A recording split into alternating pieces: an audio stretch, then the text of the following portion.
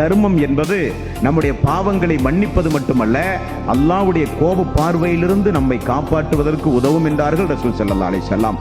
காய்ந்த பேரித்தம்பழத்தையாவது அல்லாஹ்வுடைய பாதையிலே செலவு செய்து நரகத்திலிருந்து உங்களை நீங்கள் பாதுகாத்துக் கொள்ளுங்கள் என்கிற செய்தியை அல்லாஹ்வுடைய ரசூல் எப்ப சொன்னார்கள் தெரியுமா?